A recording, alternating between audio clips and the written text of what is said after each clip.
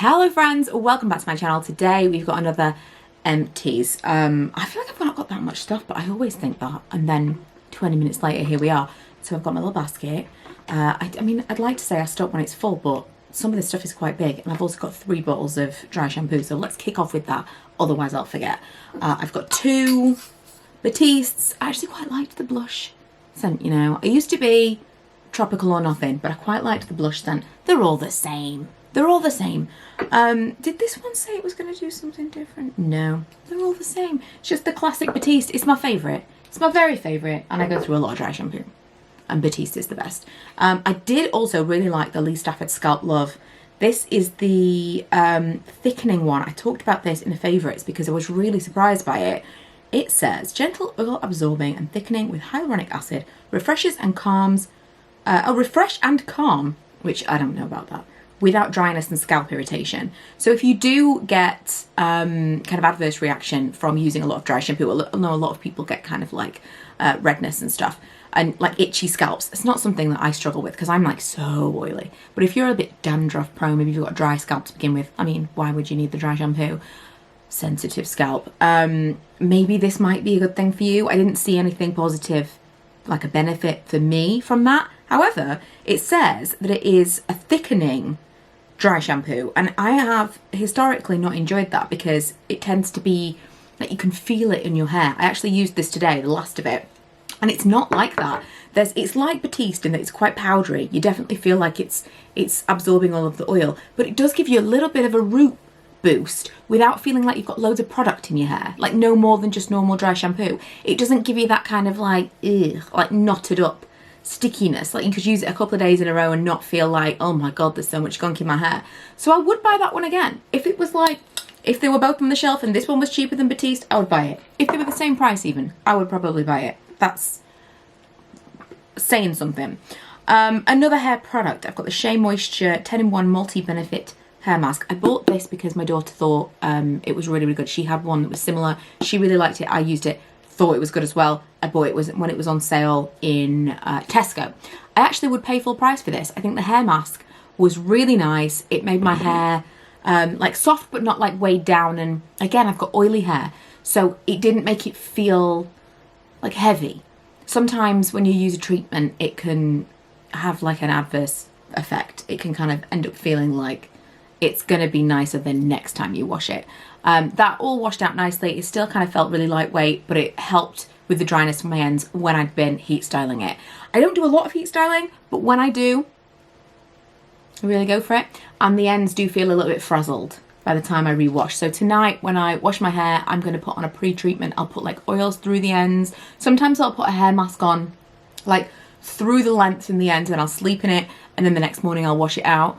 But I do like to put like a really heavy oil through the ends, and then when I wash it, I'll use a mask then. And I didn't have anything like any heaviness or any like, ugh, you know?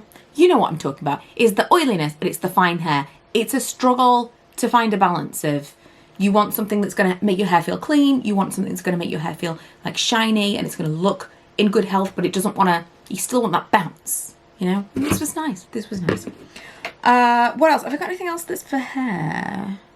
While we're on that. No, I haven't. These T-Zone Tea Tree and Witch Hazel cleansing pads. These were sent to me with a bunch of different T-Zone things. I haven't tried T-Zone in years and years and years. I will say, when I was pregnant with my daughter, I had the weirdest craving. So first of all, I was eating jars of pickles at my desk, but I think that's pretty normal. I like pickles anyway. Like I would do that now. Not pregnant, no desire to be. You know, like the mini gherkins, cocktail gherkins. I actually was thinking about this the other day, and I thought, are they bad for you? Because I would happily have them as my snack, like a full jar. Is there something bad about eating that much vinegar? Because like, it can't be bad to eat that much. It's just vegetables, right? Or maybe they're fruits. Either way, would it be bad if you ate like a jar of pickled gherkins every single day? Is there a negative? Is this like a salt thing? I don't know. Because I would probably quite like to have just like rows upon rows of pickled gherkins in the fridge. I love them. Really, really enjoy it. Even when I was a kid. When we went to go to like a seaside hotel with my grandparents every year. A couple of times a year, like in the half term. And they used to put out, you know, they used to get like nuts and olives. This was like It's the weirdest, and I've never seen anybody else do this, but they used to put out little silver bowls of the, like, bar snacks. I never saw nuts. They had mini cheddars and pickled gherkins. What? Have you ever known a bar do that? Because I've never found another one that does that as an adult. And they are the best. They're like premium bar snacks. If I was to run a bar, which is one of my bucket list things, I would have, but no olives, none of that. No nuts. Don't like peanuts. Pickled gherkins and mini cheddars. It's premium, top tier. So I love pickled gherkins. That's by the by. My second weird craving was tea tree oil. I used to like keep a bottle of tea tree oil with me at all times so I could sniff it like I was some kind of addict. So every time I smell tea tree oil, it like takes me on tea tree oil. There's something strangely anesthetic about it. It's got like an anesthetic quality. Like when I smell it, I feel a bit of a numbness. I'm probably giving too much away here. I feel like it almost makes me like, woo. Like it's like a high. Is this like glue sniffing? I don't know. Anyway, I've got a couple left in the bottom of here. I was just going to show you what they look like in case you didn't know. But because of the smell, I might just leave them in here, you know. I might just leave them in here for an occasional hit. They look like this. They're like a little textured round. I was using them to, once I'd like taken my makeup off, do it as like a toner. When my skin was breaking out, I was just kind of like using it in my regular breakout areas before I do my serum and my moisturizer. I don't know if it did anything, honestly. I don't think it did anything to calm any of my breakouts that I had. I feel like I'm slurring my speech after a couple of hits of this. Does anybody else get this from tea tree oil? It like, whew, if you could put that in a pill, that would be a dangerous thing to be available for me. There's something in that is, I don't know. I would love for somebody to tell me that it's just not me, because that is a strange effect that it has on me. But yeah, I don't think it really did anything. They also sent me the foaming face wash, which I used up, but I wasn't excited to use either of these products, apart from the smell, because, well, I think we've talked enough about it already. The Body Shop Invigorating Foot Cream. This is the Peppermint, and it says it's for hot, active feet. This, I bought it in the summer. I took it with us to Florida. It was nice after, I mean, hot in Florida anyway, but after like long, long days in the park, it was nice to put on my feet then. But it's just the best foot cream. If you have never tried this before, you definitely should. I've got the one that is the hemp one as well. This is just better. I used to actually get this when it was in a pot. It's like a little pink. I don't know if it is. It's not still pink. You can see there's like a little bit left in the end. It used to be pink. Although maybe the pot was pink and the product was still blue. I don't know. But I actually used to use it on my cuticles. I used to put a little bit of it on each cuticle, and it like softened them. It was like a cuticle remover. I don't know how I discovered this, but that is how I used to use it. So it used to last me a long time that way. This time I actually use it on my feet. It does, oh, that makes sense. It softens your skin. Of course. So it does work for cuticles, the same way as it softens like hard skin. It really did do something to your skin. It wasn't just like, oh, it's soothing, it's cooling. It softened my skin. And I would absolutely buy that again. I used up a mini of the Fenty Skin Instant Reset, which is the night cream. Really like this. I've had a couple of the full-size ones. I've had some sent to me. I've purchased them with my own cash. Really, really like it. It's kind of like a gel cum cream formula. And it's one of the very few products that you put it on and you really feel a difference in the morning. It kind of like brightens your skin and you feel like it's still got a layer of something on there.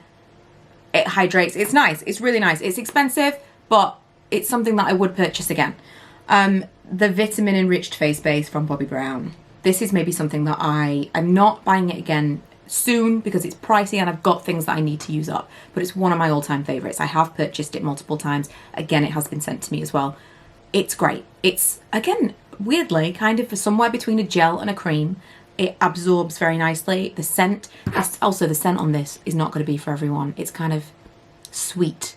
I like it, but it might not be for you. It might be something to like ask to go and smell it or test it on the back of your hand. It's kind of sticky as well, now I'm thinking about it, but I like everything about it. Whereas this is totally fresh. You put it on, it absorbs, it just kind of feels cooling and fresh on your skin, and then it's really nice immediately to put makeup on. You couldn't do that with this.